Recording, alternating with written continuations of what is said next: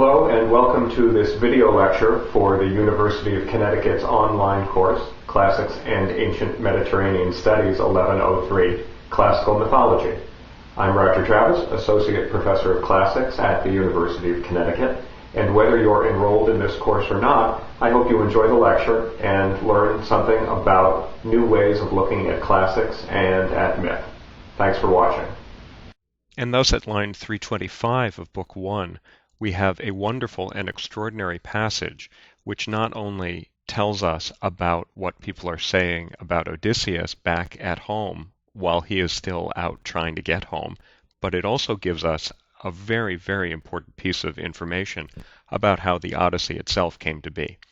Book 1, line 325.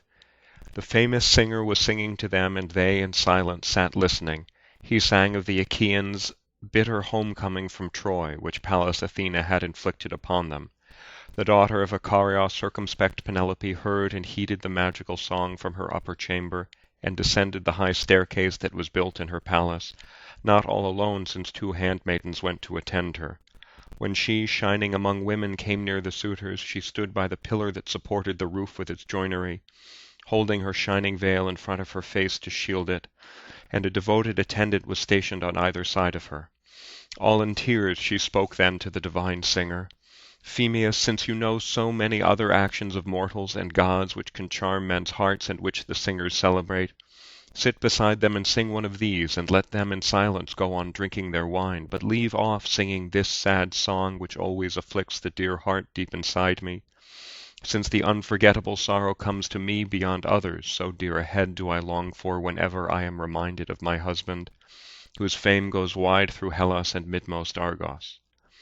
Then the thoughtful Telemachus said to her in answer, Why, my mother, do you begrudge this excellent singer his pleasing himself as the thought drives him? It is not the singers who are to blame, it must be Zeus is to blame, who gives out to men who eat bread to each and all the way he wills it. There is nothing wrong in his singing the sad return of the Danaans. People surely always give more applause to that song which is the latest to circulate among the listeners. So let your heart and let your spirit be heartened to listen.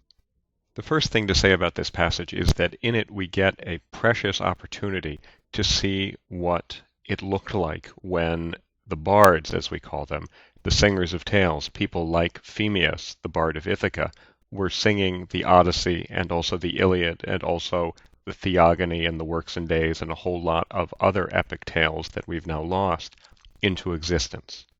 We'll talk about it a lot more down the road, but it's very, very important to understanding both the way that the stories of the epics came together and their relation to the truth values of the time, to understand that these were orally improvised epics, that they were songs that were sung on a nightly basis in houses like Odysseus's house on Ithaca, and that the bards were professional singers of tales who learned their stories from other bards and then changed them over time because,